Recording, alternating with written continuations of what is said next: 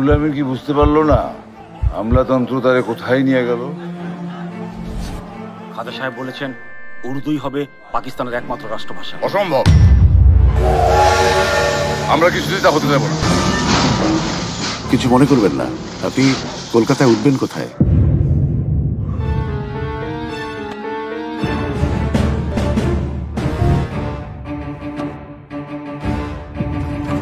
কাল যদি দেশে ফিরি আমার জেলখানায় যেতে হবে। তবে হিসেব করে পা ফেলো উচিত।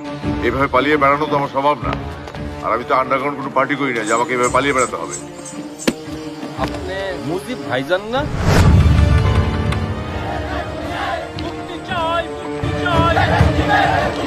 Order order. এই বাবাকে গিয়ে বলি তোমাকে আবার গ্রেফতার করা হয়েছে। কেন একই প্রশ্ন বারবার করছেন? বললাম তো আমি লাহোর গিয়েছিলাম। পিতার নাম? শেখ লুৎফুর রহমান। ঠিকানা? টুঙ্গিপাড়া, গোপালগঞ্জ। গতকাল ঢাকার এক আদালত আওয়ামী মুসলিম লীগের তরুণ নেতা মুজিবুর রহমান, ফজলুল হক বিএসসি এবং আব্দুর রফকে 3 মাসের সশ্রম কারাদণ্ড দিয়েছে।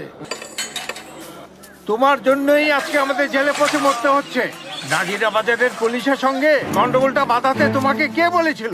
ভগবান, এই সংগ্রাম তো আমার একার সংগ্রাম না, সমগ্র পূর্ব বাংলার গণমানুষের অধিকার আদায়ের সংগ্রাম। জেলে থাকো আপত্তি নাই, তবে শাস্তির দিকে নজর রেখো। তোমার বোঝা উচিত দুনিয়ায় আমার কেউ নাই। ধরুন, মুচলেখা দিয়ে শেখ মুজিবুর রহমান জেল থেকে বের হবে না, জেলে পচে মরব, কিন্তু জালেম সরকারের কাছে মাথা নত করবো। কতদিন উনি আমাকে এভাবে আটকে রাখতে পারবেন? শেষ পর্যন্ত লড়ে যাব, যতক্ষণ নিঃশ্বাস আছে ততক্ষণ। ভেন্না কাষ্টের নৌকা খানি মাঝখানে তার ছইয়া। আগামী 21শে ফেব্রুয়ারি রাষ্ট্রভাষা দিবস পালিত হবে। দেখুন ডাক্তার, এখন মনে করছি যে জেলের বাইরে যাব, জীবিত না হয় মৃত। ওরা তো আমাকে ফরিদপুর জেলে নিয়ে যাচ্ছে, যাতে আমরা অনশন করতে না পারি। দেখুন, খামোখা অনশনে গিয়ে আমাদের ঝামেলার বাড়াবেন না। আপনাদের যেন কোনো অসুবিধা না হয় সেদিকটা আমি দেখব। আমরা আমাদের সংকল্প থেকে এক চুলো নড়ব না।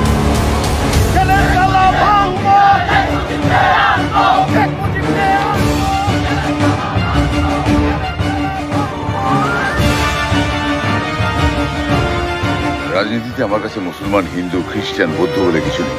আমি মানুষকে মানুষ হিসেবেই দেখি।